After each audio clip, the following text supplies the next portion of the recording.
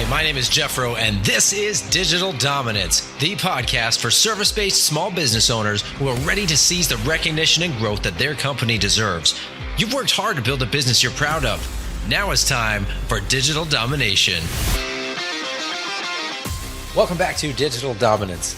Today, we're bridging the gap between two seemingly different worlds: DTC, or direct-to-consumer e-commerce, and service-based businesses. My guest is Nikki Lindgren, founder and managing partner of Pennock, who has managed over $100 million in digital media and is an expert in scaling beauty and lifestyle brands through paid ads and SEO.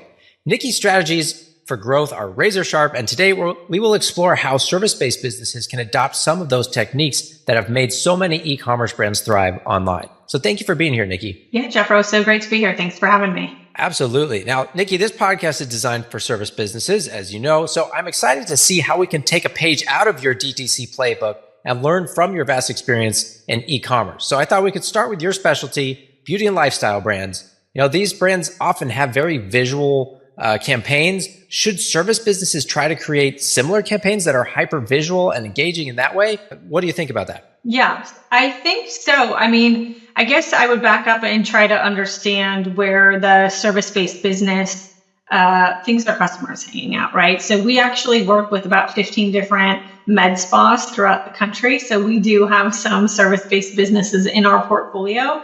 And for them, we're always focused on getting the lowest cost per lead. That is the highest quality lead that we can bring them. And oftentimes that will come through Google search ads. So in Google search ads, you can now have a lot of graphics and visuals, but the main gist of what you're doing is going after, keyword and search queries on Google. So for our med spa clients, I'd say like 70% of our budgets are truly on Google with very limited creative uplift. And then the other 25-30% of what we'll spend for them to grow their business is on social platforms, be it TikTok or Meta ads.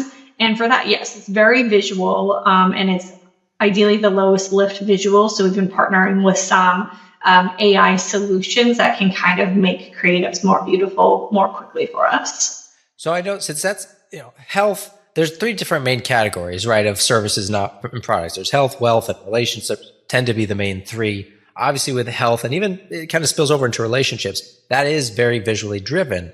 What about ones that are maybe more in the wealth category? Like maybe an accounting firm, they're helping you save money or, not waste money, or something that's just a product that you just need it for your house, a window shade or something. I don't know, not even a window shade, just like a window latch or something.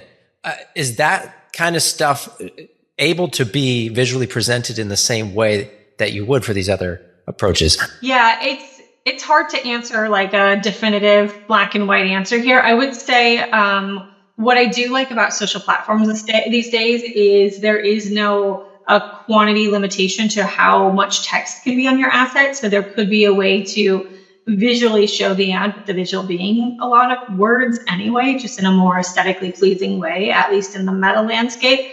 TikTok is releasing static image ads as well as carousel ads. So there could be a way to tell your story or show your latch on a window or whatever it is on those platforms. But I think ultimately at like these moments in time, user-generated content and creator-generated content is working so well that should they have local customers who would share something, that would probably go a long way for social paid media over something the brand makes themselves. Yeah, that makes sense because they already have the audience in their own way of presenting things. And so they can just incorporate it into whatever they were going to do already. Exactly. Now, you mentioned TikTok. Have you noticed a drop in users or engagement ever since the whole ban TikTok thing took place? Yeah, I can't say we've been spending a consistent amount for any single brand from that moment in time till today. So I actually wouldn't have the best source of truth for that. Most of what we've been doing on TikTok is a little bit more geared towards a product launch or a promotion or something that's not necessarily evergreen. I think that cost per video views remained pretty consistent, and the video completion rates haven't changed that much. So the efficiency doesn't seem to be that much different, at least on the paid side. Now, kind of in that thought, as we're talking about the types of videos you're going to post, whether that's highlighting a promotion or just kind of building a brand, a lot of DTC brands have kind of storytelling embedded into what they're doing to connect emotionally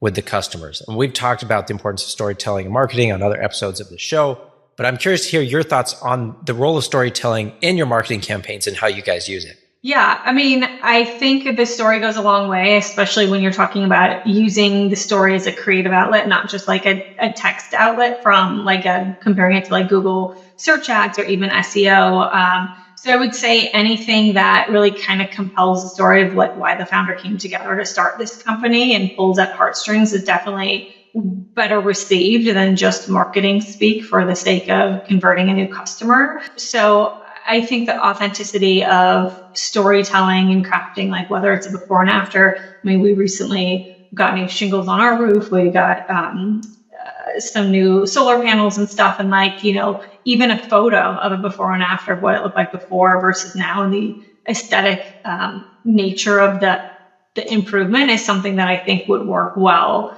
for any type of local physical appearance, like service-based business. Do you find that leading with that story about the founder and things is still effective? Because I think a lot of brands want to know, or not if people want, then they're not going to care about the brand until they already know, like, is this something I'm going to actually investigate and potentially buy? Then I'll watch the about us. But if you're running ads just about that, does that still get through? I think it kind of goes back to like the nature of whomever is in the ad. So if I'm an accounting firm and I'm just in it because my dad told me to do this when I was 17, 18, and here I am as like a mature adult still as an accountant, like probably not, right? Like if my story is a little bit more complex and takes some dips and turns, like I think that that's something people can respond to, and people want to be sold to people they want to spend time with, whether it's you as the owner or a bunch of people on your team. I do think if it can come off authentically, it should be done. Now, if it's going to sound inauthentic, then I would not be pushing that marketing team to do it. I'd be thinking of hiring like a whip smart young professional out of college who really understands social and how to connect, and have that person try to convey the story on behalf of the brand. Right. And potentially, I'd say in the earlier videos, you kind of sneak in references to the story, and then the more people engage with your stuff, you can get into the details and backstory and all that. Exactly. And that's really how we put together a paid media funnel for social ads, is like we find some educational and entertaining asset for the top of the funnel. As soon as someone's watched X seconds of the video or X percentage of the video, then we get to bring them a little bit along like the direct sales journey and a little bit more about like maybe third party credibility. So it's really kind of thinking through that person who's never heard of you before. How are you going to hook them and entertain them and engage them the whole way through until they convert? So I think the other thing we think about as an agency a lot is that path length, like how many touch points does someone need with your brand across any type of placement, organic or paid, before converting? And then how many days is that? And are you kind of intercepting them at the right moment to create that recall? Have you seen that number of touch points increasing over time as people are more and more used to just life with a smartphone in our hands? Yeah.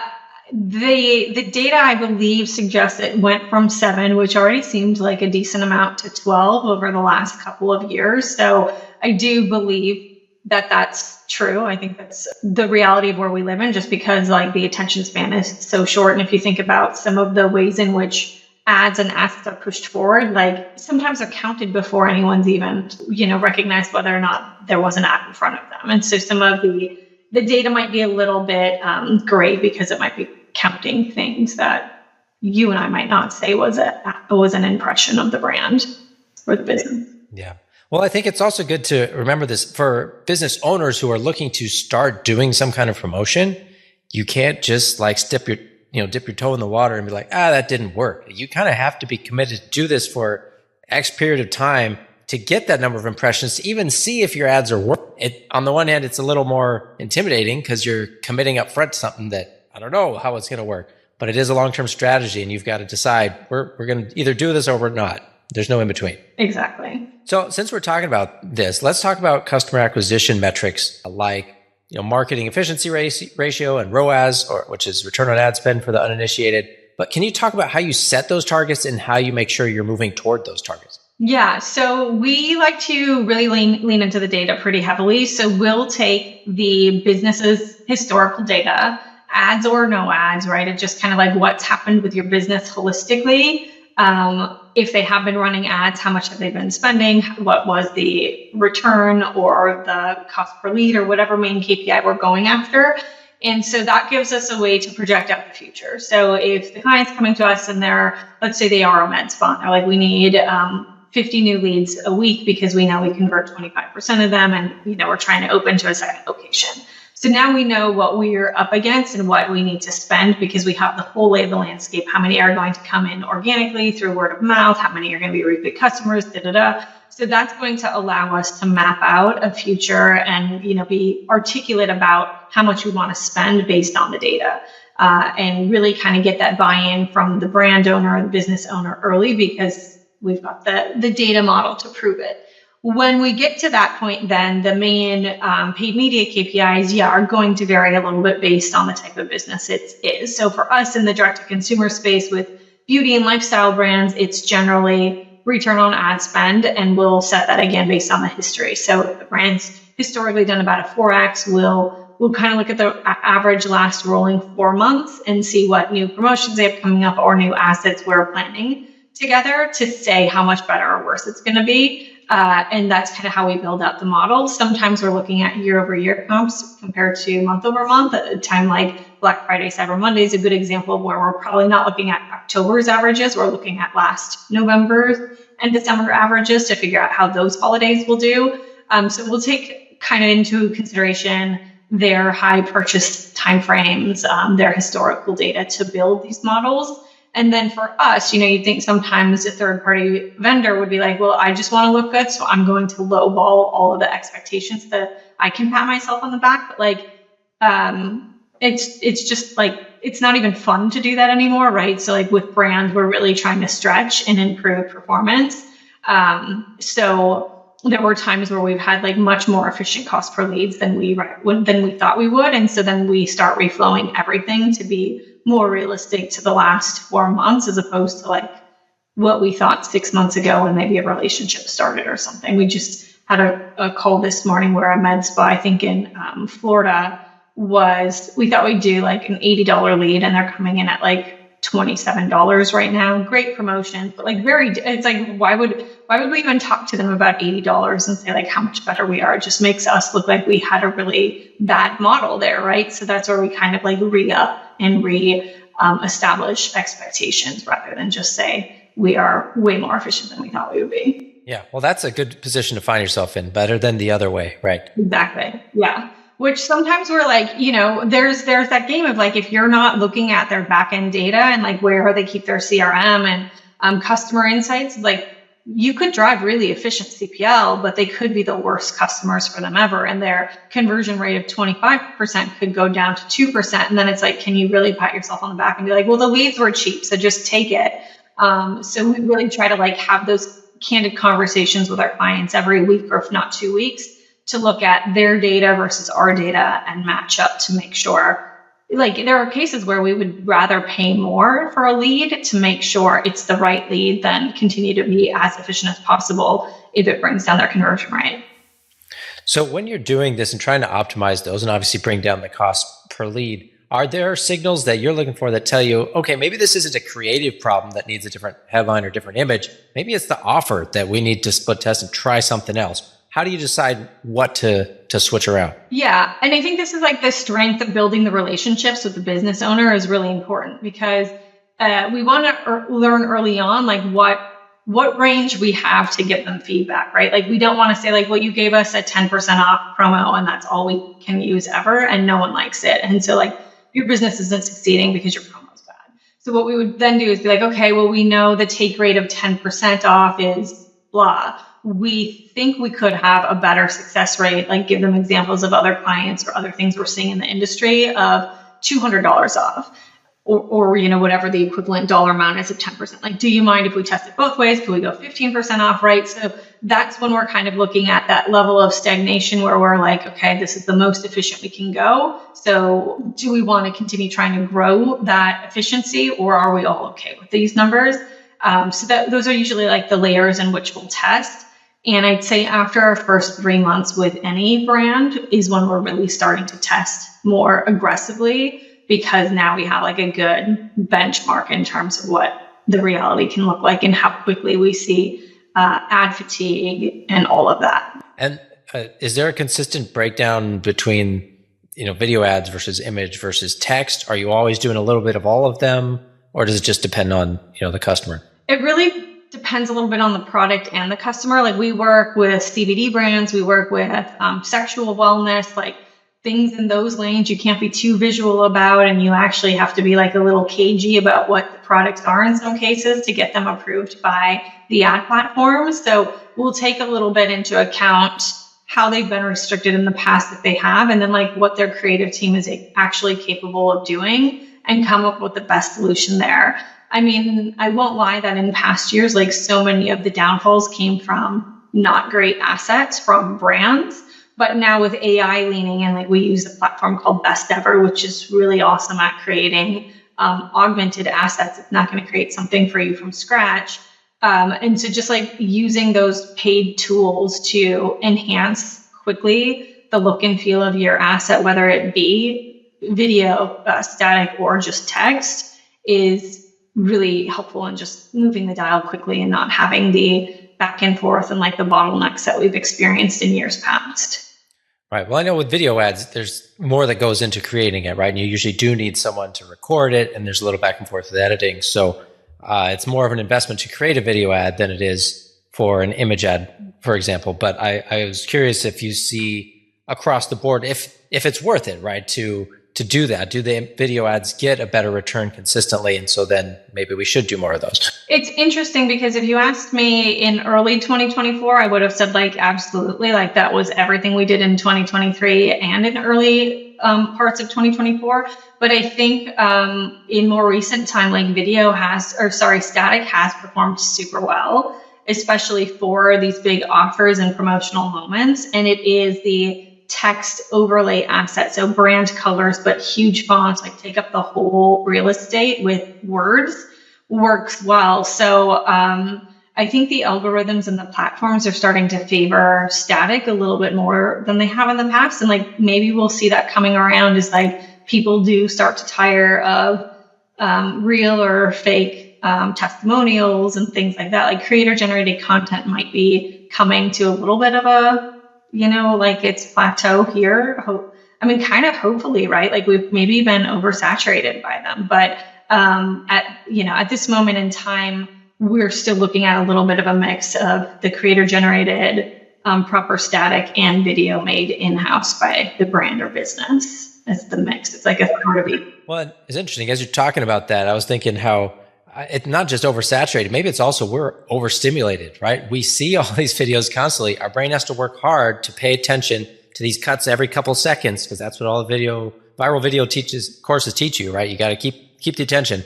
And so maybe the static ad is just a reprieve, and we're like, I could take my time on this one, and it's a little less overwhelming. I love it. Yeah, I mean, there's probably something to it. Wasn't it 2024 the Super Bowl ad? Was it Google or Calm or someone just had like an aesthetically pleasing, nature view.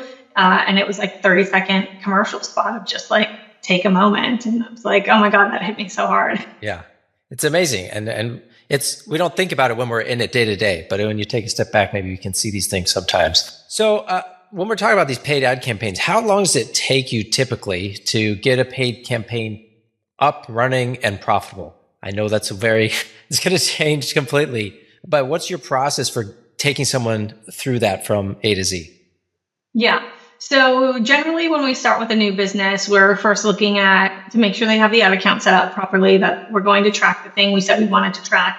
Usually Google's a little bit more straightforward for Google Ads, can connect really seamlessly into GA4, et cetera. So should that be the case, we're usually live with new Google search ads and Performance Max ads within 7 business days. I'd say like 5 to 7 business days. And that's getting client approval for all of the assets being used, as well as copy being shared. Meta usually takes a little bit longer, or TikTok, because we're trying to figure out the asset play. So should they have assets that can go live right away, it would be the same time frame. When we need more assets, it's sort of the back and forth of when can we get them? Do you want us to produce them? Is the client producing them? Do they have a consultant? Da, da, da. So usually I'd say social ads are live within 3 to 5 weeks, depending on like how we're working with every brand and client. Now the question about when will you see results? It's a little bit difficult to say across the board because it's going to level a little bit based on how much you spend and what we're expecting the cost per acquisition to be. So I would say for brands that sell something that's like a couple $100s, they're probably going to know within 14 days whether or not said campaign, creative initiative is going to help them. If it's a higher consideration, higher touch point play, it might be 5 to 6 weeks till we even know if the strategy is going to work, let alone, if it'll convert or not. So I think it kind of goes back to understanding your customer's purchase journey with you and knowing how quick after learning about you the first time they're going to convert. Like for us, we do our own ads for our agency because we're in the paid media game as a business to grow our business. And we generally don't know if a new strategy is going to pan out for 5 to 7 weeks. Yeah. Well, and just for those listening too, if you're not doing this all the time, I want to remind people, conversions on the ads is not the same as conversions on your landing page, right? Because your agency might come back and say, hey, we launched your campaign. It's looking great. Your conversion rate is way up here. This is awesome. And you're like, it seems like crickets over here. I'm not getting all these meetings or sales. What are you talking about? And that's because it's a separate problem that you need to solve. So I don't know if you guys help with that at that point and actually point it out, because a lot of agencies don't, and they do a disservice to their clients when they're just like, well, it's working on our end. And then the clients are just sad. Right. I mean, we even see that in-house sometimes, right? Of all of the leads we get in a given month, a handful of them are garbage. And it's like, we've cleaned up as much as we can. But like when an SEO backlinking company wants to like do backlinks for me, and I'm like, well, we do SEO ourselves too. Like, why would we hire you? Like, it is what it is. There's no way I can like, force them not to leave data on my website to say they're interested in working together. So that's where it becomes really important to make sure what the ads platform is tracking is really what's meaningful for your business. So there's moments where pixels break and tracking breaks. I think there was a week where, the platform, Google Ads in this instance, said we had like 3 times the number of leads we had. So it's like, cool, I really wish that was true, but that's not what the reality is. So then my team and I go back and fix those components. So I think it's really important to like make sure you trust your partner enough to share with them whatever you can share with them about the back end of your business so that they can validate when there are anomalies that it's truly good for your business or that something broke technically on their end. It's you really want to hire people who know the type of business you're in well and like the platforms you use well so that they're solving your problems, not just like finding a different thing to put a Band-Aid on that ultimately isn't helpful. Yeah. So as we're talking about this, I know it can sound complicated for someone who hasn't done paid ads before. What would your advice be to a service business owner who hasn't done ads? Maybe they're thinking about it, but they kind of feel overwhelmed by how crazy it sounds or even what the cost might be. Yeah. There are so many different ways in which you can approach paid. And so like, I can't say that there's any ones that are necessarily wrong, but where I would say I found most new emerging local businesses and even e-commerce businesses fail is they've set up ads with the goal of impressions or traffic, but their ultimate goal is a new customer, right? So it's like, okay, sure, you can spend 4 weeks building your awareness and then flip to traffic and then flip to a conversion objective. But like, if you know from the beginning, you want to focus on getting a new customer, set it up properly to do that out of the gate. You can hire someone on Fiverr, Upwork to put the pixel in place. Should it be complicated for probably $50, $100? So sure, there's an investment, but it doesn't have to be big. But I would say like where you're setting up to just say like, I ran traffic campaigns or I ran awareness and my business didn't grow. Well, you weren't incentivizing the platform to help you grow your business. You were incentivizing the platform to, pay to show people your brand. And, there's room for that, right? I'm a marketer. I get it. Like, we have to do all of those bits. But if ultimately you need a customer, don't run an awareness campaign. Run either full funnel, which is awareness, traffic, and then conversion, or just run conversion campaigns, because with all the machine learnings of the platforms these days, like they're all kind of one and the same. A customer is a customer. Like, the platform's going to help you find who your best customer is for you. Yeah, I think that could be a whole other episode in itself. So we'll save that for another day. But before we wrap up, I did want to ask, we talked mostly about paid ads today, but how big of a role does SEO play in the success of the DTC brands that you work with? Can you talk about that just briefly? Well, I feel like this last year and a half has really kind of changed so much with AI coming front and center for general consumers like us. And so the data now is 60% of Google searches end without a click. People are getting their information on Google. So if you're in the space where you can educate someone without having to force them to your website, like, that's not necessarily a loss if they can remember it came from you. So I would say in the landscape of ads and SEO, the complementary features of the two have not been stronger. And I think for brands that are a little bit cash strapped for marketing in general, doing better with SEO has been a long-standing solution, because then you don't have to pay for that click you would have otherwise had to run a Google ad for.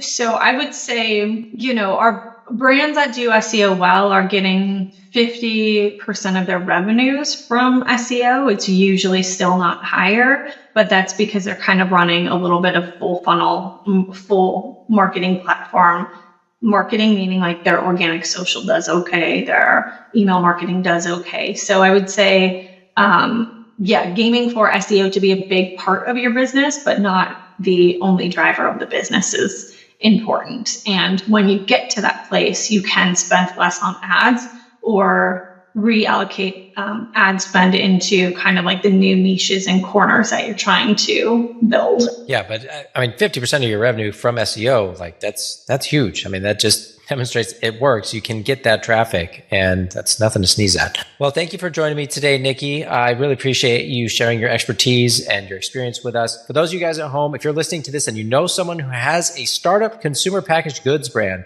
Nikki's company, Panic, is providing qualifying CPG brands with a choice of 10K in ad spend or a full quarter of SEO services for free. This is a great deal for those who meet the criteria. I have one last question for you, Nikki. If you had to give one piece of advice to a service business owner looking to just overall step up their digital marketing game, what would it be? If they like the traffic coming to their website, it would be doing something to optimize an action on their website, whether that be email sign up or a lead fill. I think making sure to capitalize on who's there and get something from them is so valuable, especially with the cookieless future coming, where all this data is going to be anonymized. So like the more information you can gather from a visitor, the better. So I would say try to tweak something on your website to get more people to sign up. Yeah, makes sense. Great advice. Well, thank you again for being here, Nikki, and thanks to all of you guys for listening. If you thought this was valuable, please leave a review for the show on Apple or Spotify. Now take care, and we'll see you next time. Thanks for tuning in to the Digital Dominance Podcast. This show is brought to you by FroBro.com. If you are a B2B service provider and you're ready to transform your website into a high-converting, lead-generating sales tool, go to FroBro.com/revive to learn more.